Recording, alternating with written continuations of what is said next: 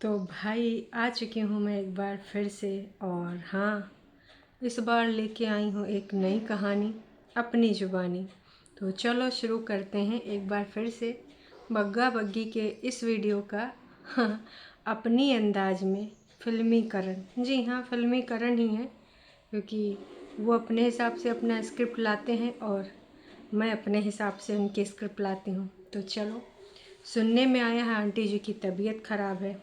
अब देखो, इस बात से तो हम सभी अवगत हैं कि जब माता पिता पे कुछ भी हम सुनते हैं तो हम भावुक हो जाते हैं, हृदय द्रवित हो जाता है और हम सोचते हैं कि भैया कुछ हुए, जो भी विपदा है, जो भी बीमारी है, जो भी लाचारी है, बेबसी, वो हमको हो जाए, हमारे माता पिता स्वस्थ रहें। हम हमेशा यही कामना करते हैं। तो कहीं ना कहीं बग्गी का जो लास्ट में कंसर्न था अपनी माँ को लेकर, वो हम समझ सकते हैं। लेकिन बग्गी एक चीज़ है जो हम बिल्कुल नहीं समझ सकते हैं, उस पर हम वार्तालाप करेंगे। और बगौनू तुम्हारा एड्रेस बहुत बढ़िया था, मतलब फल फूल खरीदने वाला कि होशियारपुर के ये जो सामने भाई मुर्दा घर नहीं, मुर्दा घर नहीं यार, क्या था, कुछ तो उसने बताया था, शमशान घाट। हाँ जी, शमशान घाट के जस्ट सामने फल वाले भैया लगाते हैं। तो ससुर जी के लिए और सास जी के लिए लेकर गया है का? हाँ जी, हाँ जी, लेके गया है पपीता। और सालों के लिए लेके गया है केला। नहीं नहीं, केला नहीं जी, अमरूद सालों के लिए अमरूद लेके गया है। और साथ ही में कह रहा था कि भाई, अरे भैया अच्छे अच्छे देना, ससुर जी ये ना कहें कि ख़राब लेके आया है। अरे ससुर जी अब का ही कहेंगे बगौनू हैं। तो चलो शुरू से शुरू करते हैं। गाड़ी हम देखते हैं और दोनों मियाँ बीवी गाड़ी में बैठ के ऐसे ऐसे जा रहे होते हैं। और जो टाइटल है, टाइटल पे हम पहले यहाँ पर वार्तालाप कर लेते हैं। मम्मी की तबीयत खराब सुनते ही बग्गी को मायके ले आया और एक टूटा हुआ दिल। हाय दैयर दैया, टूटा हुआ दिल, रोने वाली इमोजी। हमेशा कुछ नेगेटिव ही चीज़ें ये लोग डाल देते हैं कि कैसो करके जनता जनार्दन आवे और देखे, है ना, और फिर हम लोग ना खुश हो जाएं। तो यही सारी चीज़ें यहाँ पर देखने को मिल रही हैं हमें, है ना। किसी ने लिखा कि भाई साहब, आप टेंशन न लें, माता रानी सब जल्दी ठीक करेंगी। आप अपने, अरे यार, किसी ने तो कुछ ऐसा लिख दिया है ना जिसको पढ़ के ना, अब इस प्रकार के कमेंट आई थिंक बग्गे को या बग्गी को नहीं रखना चाहिए, है ना। पर फिर भी देखो, अब अभी तक जितने कमेंट आए वो 16 कमेंट आए हैं 4 घंटे में। लगभग 4000 लोगों के आसपास देखा है लोगों ने। इसमें 18 कमेंट तो नहीं होंगे, ये कमेंट हेल्प फॉर रिव्यू लगा के रखते हैं। सुविधा अनुसार सारे कमेंट पब्लिक नहीं करते हैं, जो इनको लगता है पब्लिक करना चाहिए वो करते हैं। भटूरे, आपने मन में आपको बहुत ज़्यादा खुश होंगी, क्योंकि आप तो बाप को लूटने जा रही हैं। तो जनता ने बीमारी हारी में भी बोल दिया। और साथ में बग्गी जो लास्ट में एक प्रवचन दे रही थी कि यार जब भी मैं सोचती हूँ मैं ऐसा करूँगी, मैं वैसा करूँगी, नवरात्रा में मम्मा अकेले कर रहे होंगे, मैं बहुत खुश थी, मैंने ये प्लान किया था, मैंने वो प्लान किया था, पर अब शायद मैं नहीं जा पाऊँगी, मैं यहीं रहूँगी और ये कल ही में या परसों में चले जाएंगे। तुझे दुख हो रहा है। तुम आते वक्त तुम्हारे पति ने बोला कि मम्मी ने कोई रोटी बनाई थी, तो तुमने शायद वो एक ही रोटी खाई, बेराई रोटी खाई एक, क्योंकि तुम बहुत ज़्यादा दुखी थी, तो मम्मी जी के पास आना चाह रही थी। अब यहाँ आते तुम इतना अपनी माँ के लिए कंसर्न दिखा रही हो। होता है, हर संतान को होता है, लेकिन इतना जाने कि चुल्ल काहे मची है भाई।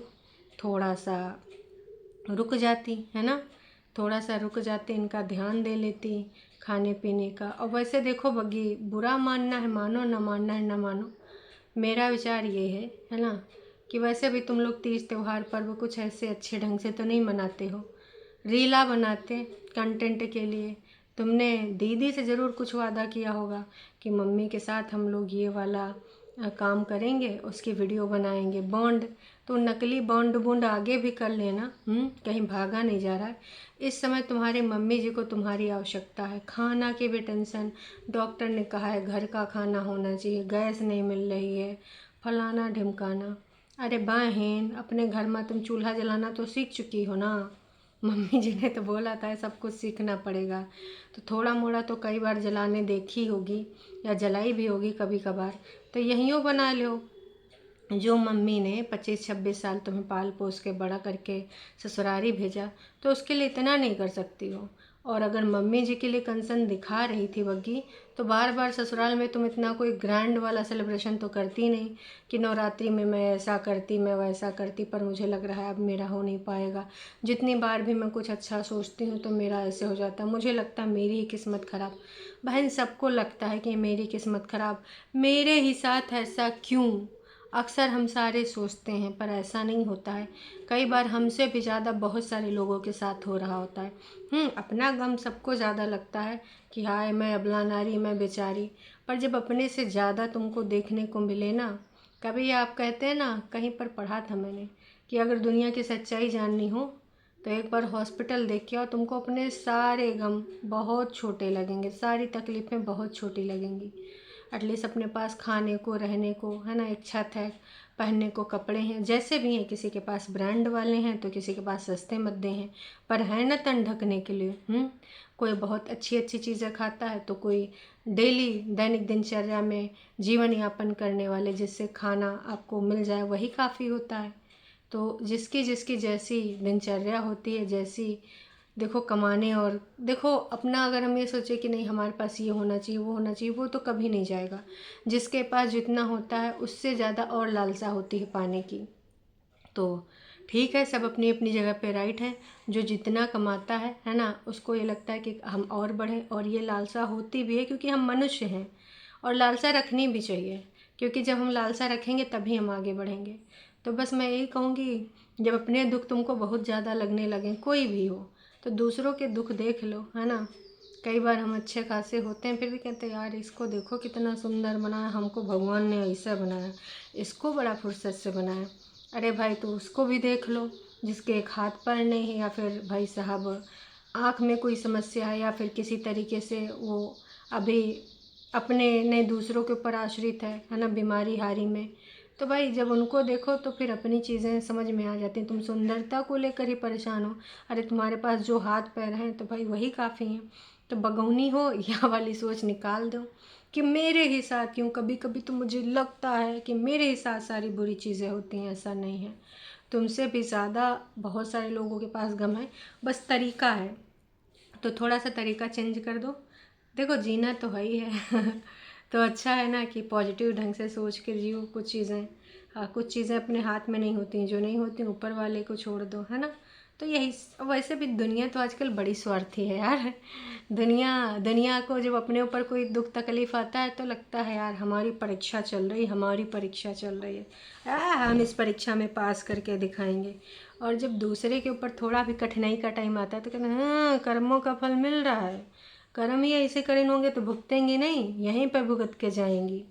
तो भाई यही है कि अपनी जब समस्याएं आएँ, जब हम आपातकालीन में घिरें, तो हम तो परीक्षा दे रहे हैं, भगवान हमको इस लायक समझा तभी परीक्षाएं ले रहा है। अरे दैया दैया, देखो फनौआ गिर गया, टूट जाएगा तो गरीबी माटा गीला पानी ज़्यादा हो गया खैर, तो बस यही है कि कुछ नहीं, जितना ऊपर वाले ने रच रखा है, अब परेतिन की तरह नहीं सोच लो कि रच रखा है हम कोनो कांड करें, कुछ भी उल्टे पुल्टे फैसले लें, कह दे ऊपर वाली की मर्जी है तब इनसे ऐसा हो रहा है, तो ऐसा नहीं ना होता है ना। वही तो बग्गी से मैं यही कहूँगी कि बगौनी हो, तुम थोड़ा सा इस पे बात करो। थोड़ा दिमाग का अपने संतुलन बिठाओ। अगर मम्मी जी के पास आई हो, है ना, तुमने कहा था कि जैसे अर्ली मॉर्निंग तुम्हारे घर से कभी भी कॉल आता है तो तुम परेशान हो जाते हो। ये सबके साथ होता है कि अगर घर वाले, जब हम शादी करके दूसरे घर में जाते हैं, जब हमारे मायके से कभी भी या तो लेट नाइट या फिर जल्दी आए, तो दिमाग में आता है सुबह सुबह का है कॉल आ रहा, वो होता ही है, वो हम समझ सकते हैं। जब तुमको इतना दुख दर्द हो रहा था, जब तुमको इतना मम्मी को कंसर्न हो रहा था, तो तुम्हें खुशी खुशी यहाँ रहना चाहिए। अब नवरात्रि तो हर साल आते हैं बिटिया, फिर अगले साल जो तुम ग्रैंड सेलिब्रेशन सोची हो अपनी मम्मी जी के साथ है, मम्मी जी का तो कोई लेना देना नहीं होता। असली नकली जो भी बॉन्डिंग है वो तो चल रहा है तुम्हारी दिद्दू के साथ।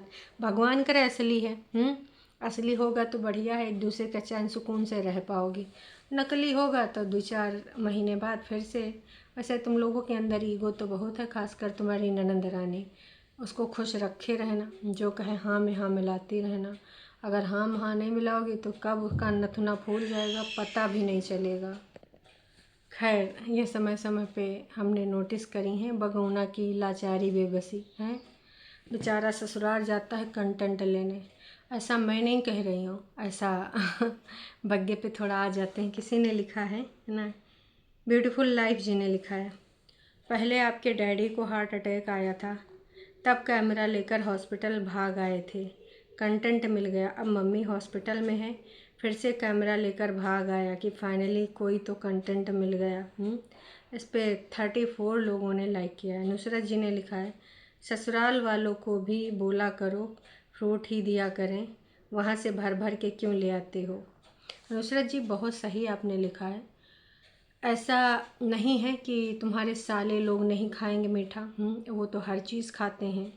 और कहाँ के लड्डू जो तुम बोलते हो फेमस हैं, तो स्वीट भी ले जा सकते थे। चलो सास ससुर फल खाने का है, फल खाएंगे क्या। वहाँ पे तो तुम्हारे चाची भी आते हैं, इनकी जो है साली भी आती है, बग्गी की इकलौती कज़िन है ना, तो वो सब मिठाइयाँ खाते हैं। साले तुम्हारे 2-2 जवान हैं, जिम जुम जाते हैं, दबा के खाते भी हैं, तो उनके लिए तुमको मिठाइयाँ और लोग आसपास में भी देते हैं कि दामाद जी आए हैं।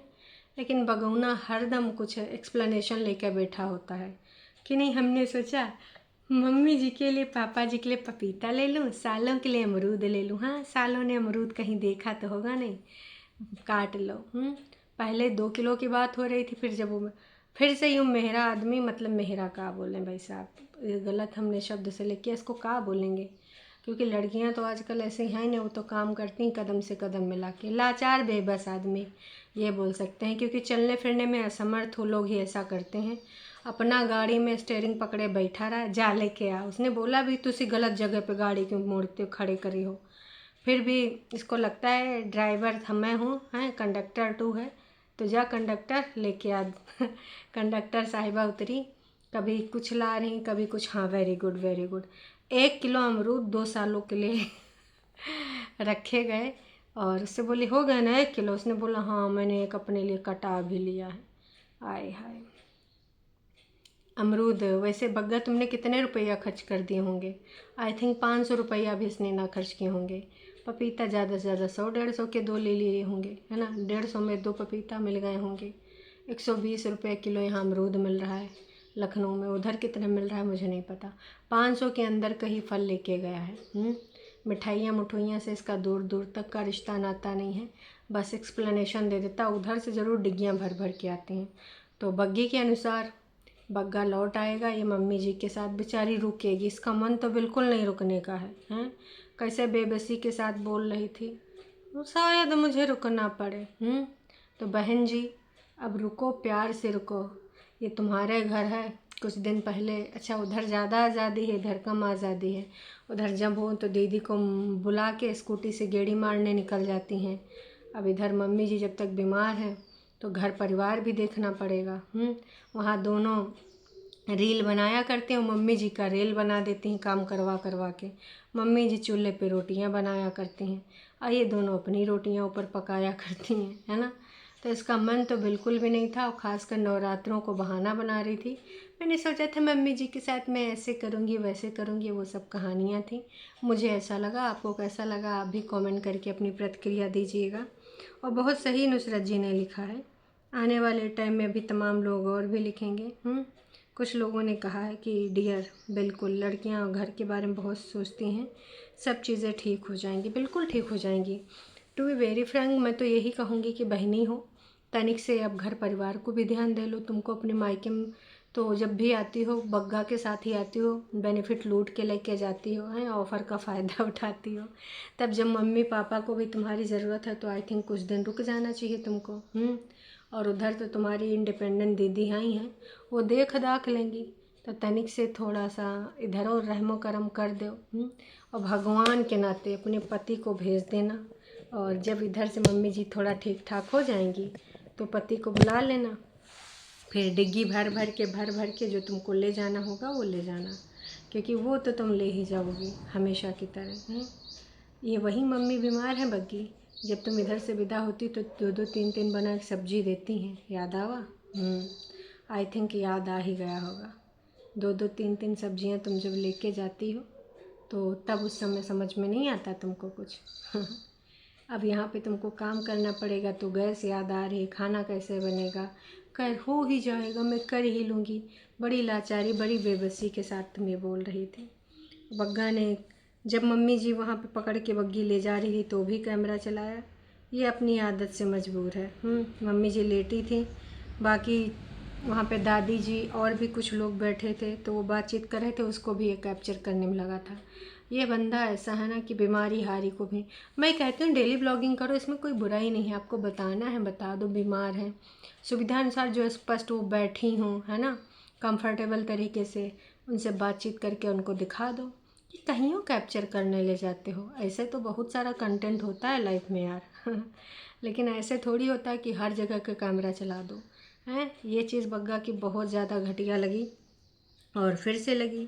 मम्मी जी लेटी हैं, वीगो लगा हुआ, वीगो ही था तो नर्स उसमें कुछ नोट वोट कर रही थी, वीगो चढ़ा रही थी, है ना। और ये साहब पीछे से उसको कैप्चर कर रहे थे। साहब तो दिख रहे थे, आई थिंक ये बग्गी कैप्चर कर रही है। यस, साहब तो बैठे हैं और ये बग्गी बना रही है। अरे भैया, यहाँ तो गाइस आप लोग चाहें तो देख सकते हैं 3 मिनट 47 सेकंड पे बग्गा, नर्स, उसकी माँ और शायद साथ में मम्मी या मौसी, साथ में कोई बैठा है मम्मी जी के। तो वहाँ पर भाई साहब गजब का नाइंसाफ़ी हमें दिख रहा है। वाह जी वाह। अब इसमें हम दामाद जी को भी ज़्यादा कुछ नहीं बोल सकते हैं कि जब बिटेवा ही ऐसी है कंटेंट बनाने के लिए। मम्मी जी का दुख है, मैं समझ सकती हूँ, लेकिन बग्गी तुमसे ये चीज़ की उम्मीद नहीं थी। हम लोग तुम्हारे पति को ही लीचड़ कहा करते थे, लेकिन यहाँ पर तो लिचड़ाई तुम दिखा रहे हो बहनी। ये लिचड़ाई हमको बिल्कुल समझ नहीं आई।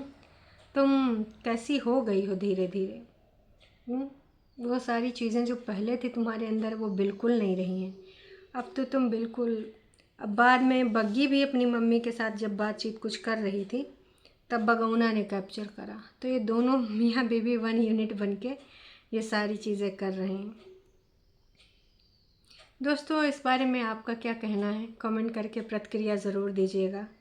अभी के लिए इतना ही, फिर मिलेंगे नेक्स्ट वीडियो में सुविधा अनुसार। जब कभी मुझे टाइम मिलेगा तो मैं आपके लिए वीडियो ज़रूर से ज़रूर बनाऊंगी। कोशिश यही करूंगी कि दिन में एटलीस्ट एक वीडियो तो आ सके। बाकी जैसे जैसे टाइम होगा, कभी नहीं भी आएगा तो आप मैनेज कर लेंगे, और मैं ज़रूर कोशिश करूंगी एटलीस्ट 1 तो बन ही जाए। पहले के जैसे अब 3 नहीं आ सकते, ये आप भी समझते हो, मैं भी जानती हूँ। तो एक एक में ही काम चला लेना। इसमें भी 2-3 बार मुझे कट मारना पड़ा क्योंकि भागना पड़ता है बीच बीच में। चलो फिर मिलते हैं नेक्स्ट वीडियो में। और हाँ दोस्तों, कल आपने जो भर भर के कमेंट करा है ना भाई, दिल खुश हो गया। और मैंने कोशिश यही करी कि हर किसी को मैं रिप्लाई करूं। काफ़ी दिनों बाद मैं थोड़ा सा एक्टिव हो पाई हूं तो रिप्लाई मैंने किया। और यकीनन आपने जो लाइक करे हैं, जो कमेंट करे हैं, थैंक यू सो मच, बहुत बहुत आपका धन्यवाद। मुझे लग रहा था इतने दिनों के बाद मैं जाऊंगी, मेरे वीडियो वाली ऑडियंस कहाँ पर है, आएगी कि या मुझे भूल चुकी होगी, दिल में ये था। पर हाँ, जब आपका वेलकम बैक और बहुत सारे कमेंट्स पढ़े तो यकीन हो गया कि नहीं यार, तुसी तो इत्थे ही हो, कित्थे भी नहीं गए हो।